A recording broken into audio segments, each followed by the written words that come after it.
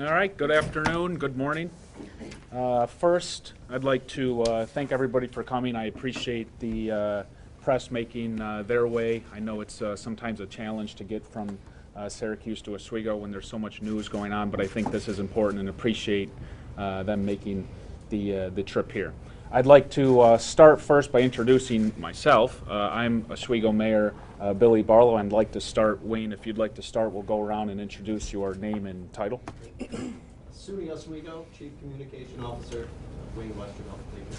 Hi, Nate Emmons. I'm with the Oswego County Legislature. Dr. Tulls, Chief Medical Officer for Oswego Health. Good morning, Terry Hamlin. I'm the Director of Infection Prevention and Environmental Services for Oswego Health. Hi, Randy Griffin. I'm the Fire Chief and Emergency Management Director for the City of Oswego. Hi, Phil Cady, Chief of Police and Director of Homeland Security for the City of Oswego. Hi, I'm Diane Oldenburg. I'm the Senior Public Health Educator with the Oswego County Health Department. Hi, Angie Brown, Director of Student Health Services, SUNY Oswego. Justin Norfleet, Deputy Fire Chief for Emergency Management, City of Oswego. Thank you. So really the point of today is to update the Oswego citizens on what we're doing, what local government's doing in preparation for the coronavirus as we see these cases start downstate and they seem to be trickling upstate. We felt it was important to get our message out there. The other point I wanted to make is we've seen the federal government's press conferences, their messaging, their plans. We've seen state governments messaging their plans and how they're preparing and reacting to the situation. I've been impressed with state government's response to date and Governor Cuomo's response to date. But we thought that local government was just as important to be out there first. Citizens know their local government. They understand the services we offer. But I think in situations like this, sometimes they're unsure of what role local government plays. The fact is we play a very important role. Another point of today that I wanted to highlight is we've seen press conferences with government officials and their appointees and their team. We saw that at the federal level, the state level. We're starting to see it at the county level. But we really, at least I haven't seen, a team come forward with the local government, county government, and the private sector where the main local healthcare providers are all speaking the same lingo in the same room, going over plans, understanding each other's policies and protocols. So I thought Oswego is unique in that sense, in that we're here with our private sector partners in Oswego Health, which is located their main campus located right in downtown Oswego. And I think that should project some confidence to not only Oswego City residents, but Oswego County and Central New York residents to understand that this isn't just how government responds. This is how government interacts with healthcare providers and private sector partners, making sure we're all working together, we all respond the same way, and that we deliver the response and the resources to our citizens that we need to. And why wait for a situation to happen to try to address that? You need to plan that ahead of time. So I'm going to break down my bullet points in 3 different topics. The first one is, as mayor, what I want to explain to the citizens of Oswego. I would ask the citizens to wash their hands, use disinfectant spray, use ample hand sanitizer, pretty much the basic things you use, even when we're talking whether it's flu, coronavirus, or just behavior they should demonstrate on a daily basis. We just want to reinforce that and make sure that citizens here in the city of Oswego County are doing that and being aware and making a point to do that perhaps even more often than they should. Pay attention to symptoms you may have, whether they're flu-like symptoms, coronavirus type symptoms, high fever, cough, difficulty breathing, respiratory issues. Try to pay extra attention to what you're feeling, how others around you may be feeling. We ask people to try to self-track and be cognizant of where you're going, what you're doing, who you're interacting with.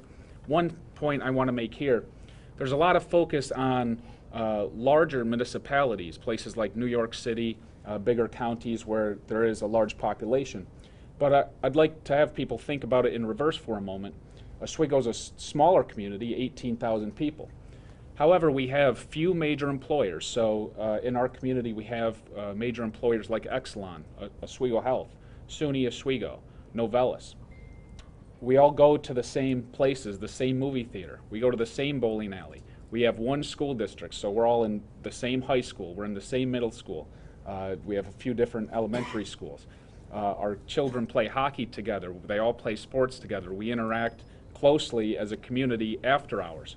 And that presents its own challenges in that it can serve as a detriment in that we're such a tight-knit, close community, interacting more closely rather than just passing somebody in a public space in a larger city. We actually have that closer interaction, personal interaction here in a smaller, tight-knit community. So be aware of that, and that's why I think it's important for Oswego citizens to try to self-track. That way, if we do have an issue arise here in the city of Oswego, we can rely on that person to a certain extent to try to self-track and help us get ahead of the game in that regard.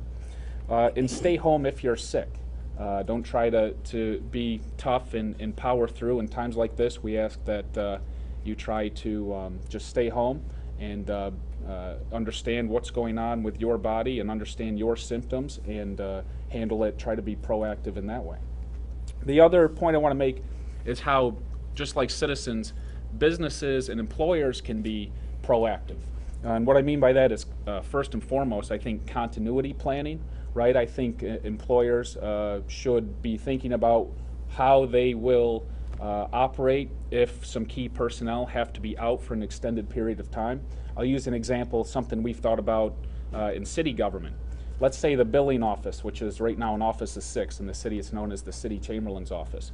If 3, 4, even 5 people in the city's billing office were to contract something like the coronavirus, how would we operate and still be able to make sure people can come in and pay their bills? How would the city still pay their bills? How would we make payroll? So we've actually had that continuity planning document in the works for about the last year. When issues like when this was first started being reported, we ramped that up to make sure that we had our plans in place. How can you operate remotely? So if the employees have to leave the area, leave the building, shouldn't be in the office space, should be separated, can we actually operate remotely and still produce city services and conduct all of the responsibilities city government's responsible for from a remote location if need be? Also for businesses, supply chain management.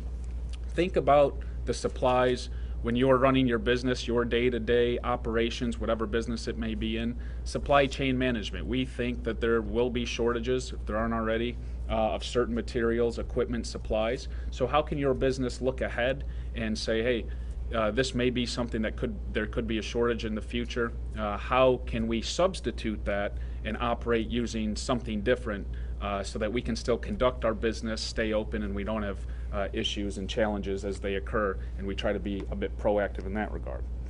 Lastly, proactive steps the city government has taken. We've directed County 911 to screen their calls during responses for the Oswego Fire Department and the Oswego Police Department. What I mean by that is when our firefighters, our police officers are responding to a call, we want more specific information on what they're walking into, if it's a medical call, so that they know to put on a mask, to put on an impervious gown, should the symptoms indicate something like the flu, like the coronavirus.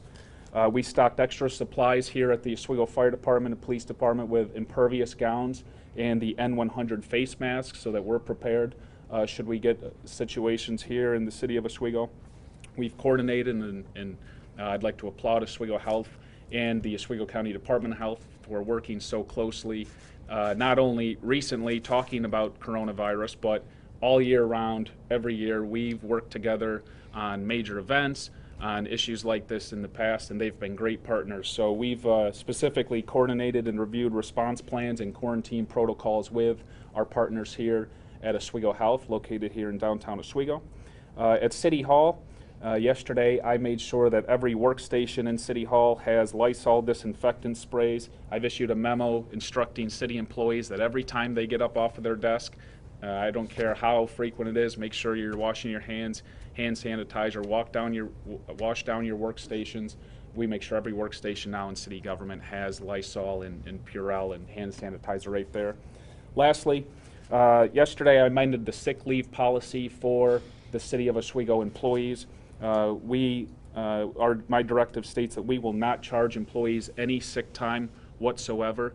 Their accrued sick time, we will not charge or dock any of it if they're diagnosed with the coronavirus. And we also specify that we will make no distinction whether they contracted the virus after hours outside of work or if they possibly contracted the virus because of their workplace duties. So if they have to be quarantined or out for an extended period of time beyond what they've already accrued for sick leave, we will not dock them and they'll still get paid.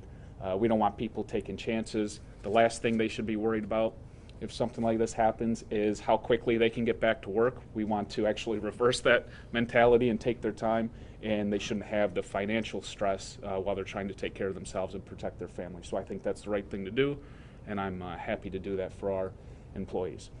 With that, I'd like to pass the microphone over to the City of Oswego, Director of Emergency Management, and our Fire Chief, Randy Griffin. Thank you, Mayor. As the Mayor said, this is a local issue. We're the boots on the ground. In Kirkland, Washington, where all the deaths from this virus has occurred, it's the local officials who are dealing with this. Whether you're a city of 18,000 or a city of 8 million, we're the rubber meets the road. We're the tip of the spear when it comes to addressing this. Certainly with guidance given to us by the CDC, we received guidance from the Department of Homeland Security, as well as the State Department of Health, and as well as the County Department of Health. And using their guidance, we're the ones that are going to go out into the field and interact with these folks. So it's important for the city to be prepared. It's a matter of isolation. How do we, containment is over. It's gone outside of China. So how do we isolate it? And we isolate it by what the mayor talked about, by when you're sick, staying home, by self-quarantining if you have any doubt, having those supplies available to you, making sure you wash your hands, simple things like that seem simple, but unfortunately don't get done sometimes. So taking that extra effort to make sure that you're doing that so that we can isolate this and keep it from growing larger. As I said before, the coordination, not only with our partners here at the table, but also our outreach to the federal government and the Department of Homeland Security, the Chief Medical Officer at Homeland Security, to the Center for Disease Control, to the State Department of Health, as well as county officials, County Health Department and Oswego Health. So it's through those partnerships, as the mayor said, we've had those partnerships in place for a long time. Whether it's the planned events or whether it's planning for different types of things that break out, we're meeting all the time together, and this was just a natural next step in that process.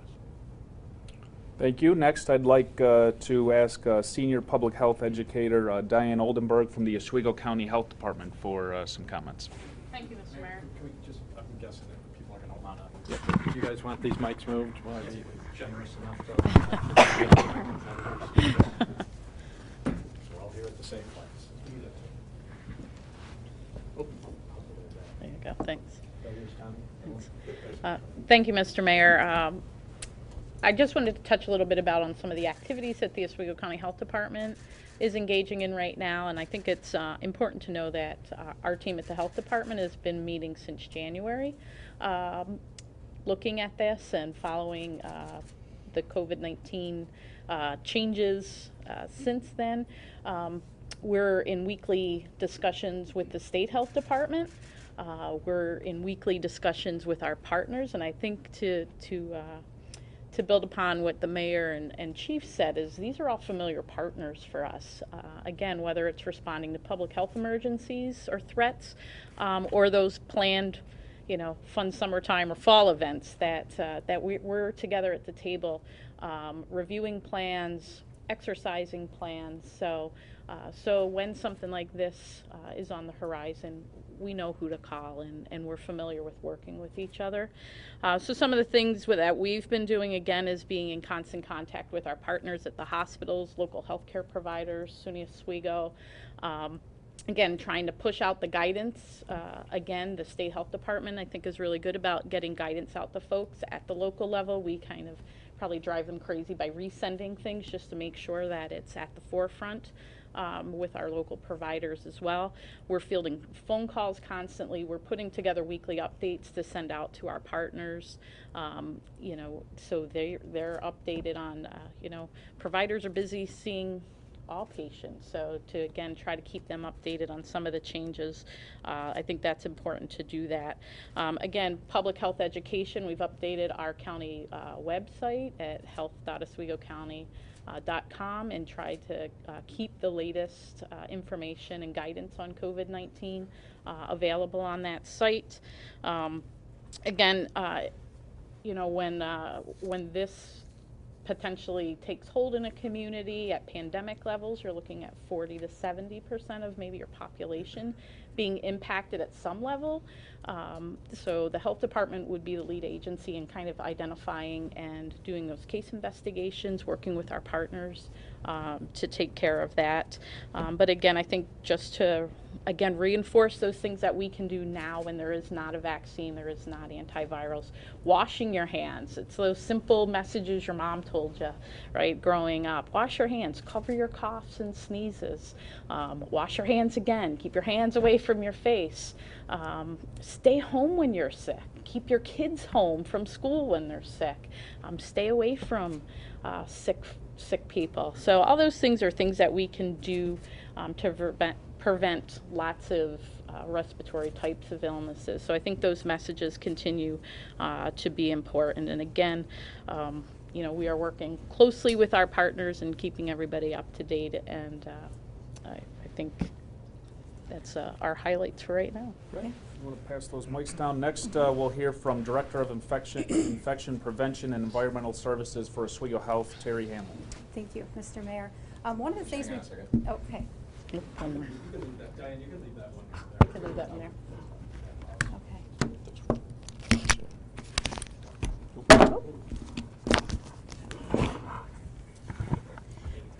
Okay. So thank you, Mr. Mayor. So one thing at Oswego Health that we do when we're preparing for any influx of a new novel infectious disease is we're looking at the guidance from CDC, state and local health departments, and we take that guidance and then we develop our policies and procedures.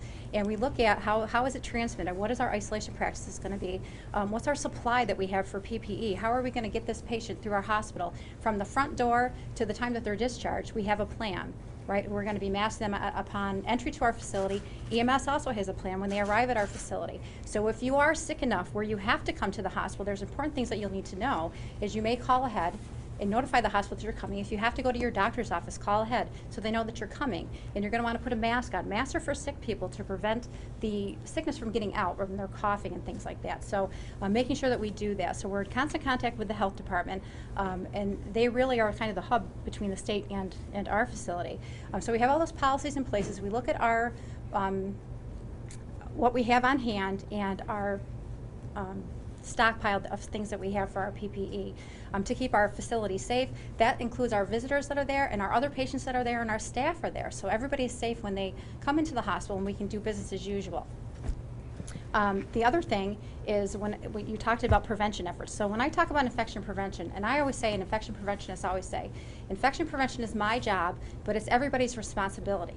And that includes our community members, right? So when you're talking about washing your hands, cleaning, surfaces, cleaning and disinfecting, washing your hands, not only washing your hands, there's an appropriate way to wash your hands. You're washing with soap and water, giving that 20-second time that you're scrubbing them, rinse it off. Dry your hands with a paper towel and then turn the faucet off with a paper towel so you don't reinfect your hands.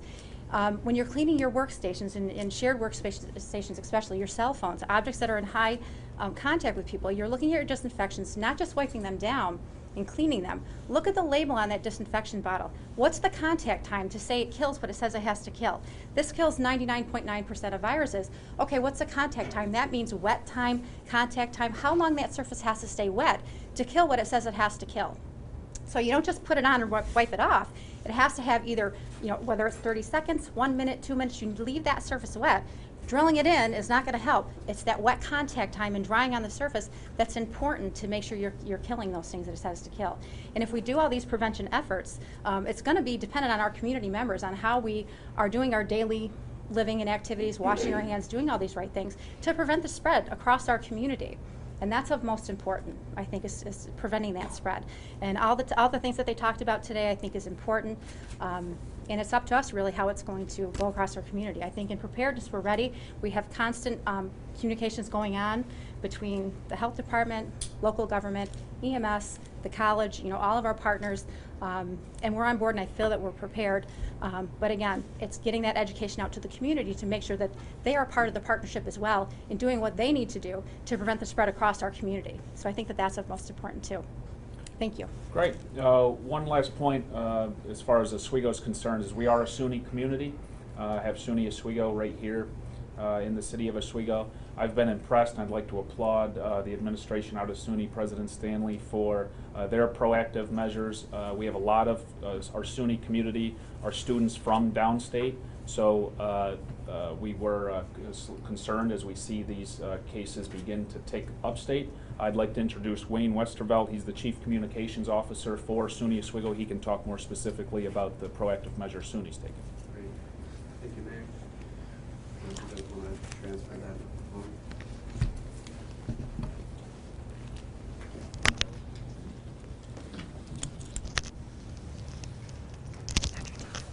Thank you, Mayor. I'll be brief, but I do want to take the opportunity to highlight ways the college has been very proactive in our preparation and prevention efforts. First off, this past weekend we canceled all spring break international programs that were slated for March, and not just the affected countries, but we canceled all programs. We have 5 programs that would have had 49 students participating in spring break programs. We've already brought back 3 of our students from Italy that were studying their semester abroad program, and we're in ongoing conversations with SUNY and the governor's office regarding some additional countries and bringing some additional students home from CDC level 2 and level 3 countries. President Stanley formed a COVID-19 task force that will allow our campus to really ready ourselves and plan for all things associated with business continuity plan in the event of an outbreak. We've also created a SUNY Oswego travel declaration form. I mention this because it just highlights how focused we are on understanding our entire campus community. Travel plans with spring break right around the corner, we want to know where our students, our faculty, our staff are potentially traveling internationally so we could work with them and advise them on return to the country in addition to any screenings they may encounter. And last but not least, we're communicating regularly with SUNY leadership, who's in direct contact with the governor's office, as well as with our local, state, federal partners, including the health department. So thank you for that, and thank you for the time, Mayor.